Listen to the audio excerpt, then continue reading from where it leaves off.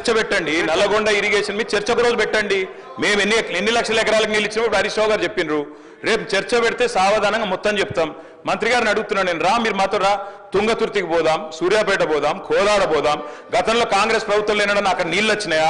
2 లక్షల ఎకరాలకు అదనంగా కేసీఆర్ గారు కాళేశ్వరం నీళ్ళు ఇచ్చిన మాట వాస్తవమా కాదా? పోయి రుజువు చేస్తాం. ఎందుకు అధ్యక్ష అంత బేసిజం ఆయనకి?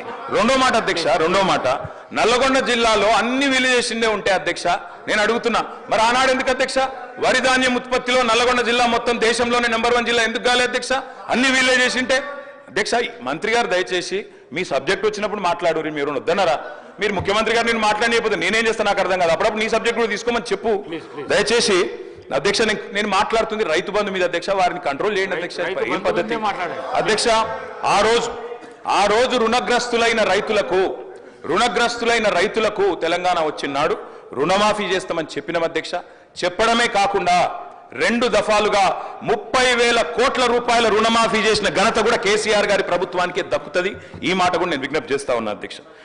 దాంతోపాటు మొత్తం దేశంలోనే రైతు రుణగ్రస్తుడు కాకుండా ఉండాలంటే ఏం చేయాలంటే, మొత్తం దేశంలోనే అతిపెద్ద నగదు బదిలీ పథకం రైతు బంధు ప్రవేశపెట్టిన వాళ్ళమే మా ప్రభుత్వం అధ్యక్ష, కేసీఆర్ గారు అధ్యక్ష. ఒక్క మాట చెప్పాలి అధ్యక్ష, ఈ రైతు బంధు మీద విపరీతమైన దుష్ప్రచారం చేసింది అధ్యక్ష కాంగ్రెస్ పార్టీ. పెద్ద వాళ్ళకి ఇస్తున్నారు, భూస్వాములకు ఇస్తున్నారు అని మాట్లాడారు అధ్యక్ష. ఈ రోజు మంత్రి గారు మీరు అధికారంలో ఉన్నారు, డేటా మీ దగ్గర ఉంది, మీ రెవెన్యూ మంత్రి గారి దగ్గర ఉంది, తీసుకోండి. 100% మంది అధ్యక్ష, 198% మంది బక్క చిక్కిన సన్నకారు రైతులు, చిన్న రైతులే ఉన్నారు ఈ రైతు బంధు పథకం లబ్ధిదారులు. అందుకే చిన్న పెద్ద తేడా చూడలేదు. నేను ఇందాక మీరు రేవంత్ రెడ్డి గారు రాకముందు కూడా నేను చెప్పిన, మళ్ళీ చెప్తున్నా, మహబూబ్ నగర్ జిల్లాలో 30-40 ఎకరాలున్న రైతులు కూడా రైతు కూలీలుగా మారిన పరిస్థితి. అందుకే మేము పరిమితి పెట్టలేదు, అట్లాంటి ఆలోచన చేయలేదు, ఎగబెట్టాలని ఆలోచన చేయలేదు. వ్యవసాయ రంగం గాడిన పడేదాకా, వ్యవసాయం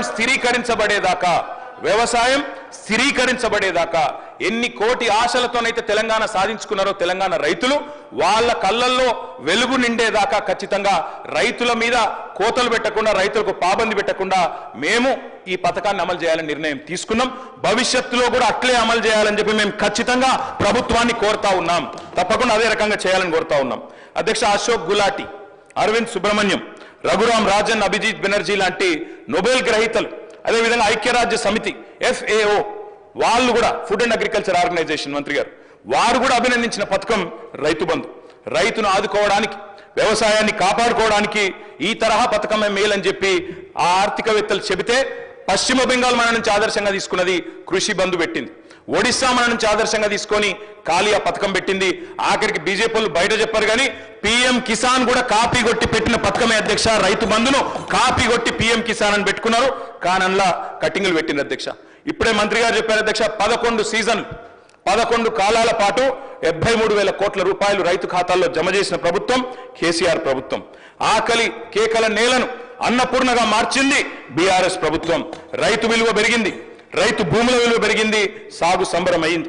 రైతు రంది మార్చిన గేమ్ చేంజర్ రైతు బంధు. అదేవిధంగా అధ్యక్ష, ఒక్క మాటలో చెప్పాలంటే ఏం జరిగింది అంటే, 2014లో ఆనాడు కేవలం, ఇది నా లెక్క కాదు అధ్యక్ష, RBI లెక్క, 2013-14లో ఆనాడు 34,30,000 ఎకరాల్లో సాగైతుంటే ఆనాటి ప్రొడక్షన్ 106,86,000 టన్నులు. ఇది RBI లెక్క అధ్యక్ష. అక్కడి నుంచి మేము దిగిపోయే నాటికి చూస్తే 34 లక్షల ఎకరాల్లో సాగవుతున్న తెలంగాణ పంటలు అల్టిమేట్ గా 59.89 లక్షలకు చేర్చినాం అధ్యక్ష. అదే మాదిరిగా భారతదేశంలోనే అగ్రగామిగా పంజాబ్ను, హర్యానాను దాటి ధాన్యం ఉత్పత్తిలో నెంబర్ 1గా చేసిన ఘనత కూడా ఖచ్చితంగా కేసీఆర్ ప్రభుత్వానికి దక్కుతుంది అనే మాట కూడా నేను విజ్ఞప్తి చేస్తా ఉన్నా అధ్యక్ష. ఆహార పంటల ఉత్పత్తి 71 లక్షల టన్నుల నుంచి 2 కోట్ల టన్నులకు పెరిగింది, 185% అభివృద్ధి అధ్యక్ష. పంటల సాగు నాడు 2 పంటలు కలిపి 1,31,00,000 ఎకరాలు ఈ రోజు 2,29,00,000 ఎకరాలకు చేరుకున్నదంటే 10 ఏళ్ల కాలంలో ఇది పురోగతి కాదా? ఇది ప్రోగ్రెస్ కాదా? వ్యవసాయ విస్తీర్ణం జరగలేదా? వ్యవసాయ స్థిరీకరణ జరగలేదా? దీని వెనుక ఉన్న ప్రేరణ, దీని వెనుక ఉన్న బ్యాక్ బోన్ రైతు బంధు కాదా?